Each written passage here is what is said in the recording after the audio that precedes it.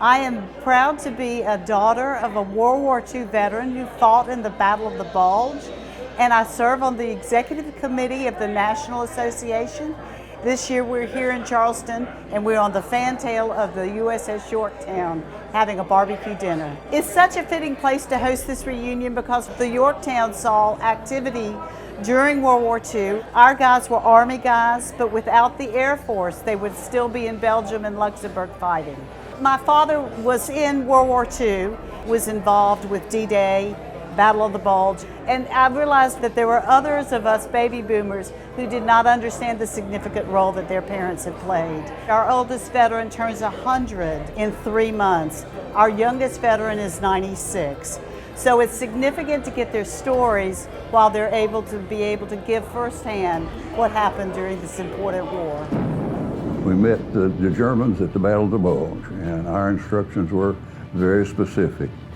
Go up that road until they start shooting at you. And that's exactly what they did. They were very unkind, very unfriendly. I said, what do we do? I mean, this is so cold. I don't see how you could dig a foxhole. Frankly, it was the coldest winter in Europe that they'd had in 50 years. It was terrible. And then when you get that freezing rain, that sleet, you'd have to keep moving or your feet would freeze. Some of the fellows were wounded and bled and froze and had to be chipped out of the foxholes to save them. And this was Hitler's last chance.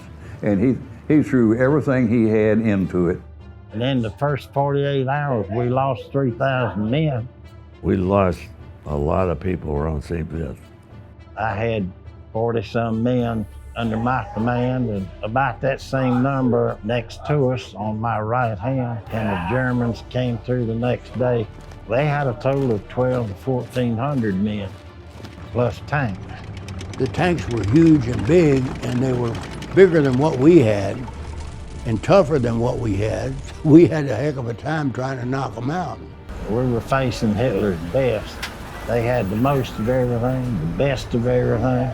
Only one guy was armed his bazooka properly, knocked out the first tank, and it blocked the road to where the other tanks had to turn around. And actually, that one man turned the Battle of the Tide for the Battle of the Bulge. That was the tip of the spear. But then the Air Force came in like a huge cloud moved. They were dropping bombs and they were strafing the battle zone. I don't know how many bombs they dropped there, but the ground even shook. Like it was an earthquake. They flattened that place. They surrendered just en masse. I mean, they were coming out of the barracks and they all give up. I mean, just throwing their weapons down, throwing their helmets and everything else by the thousands of them.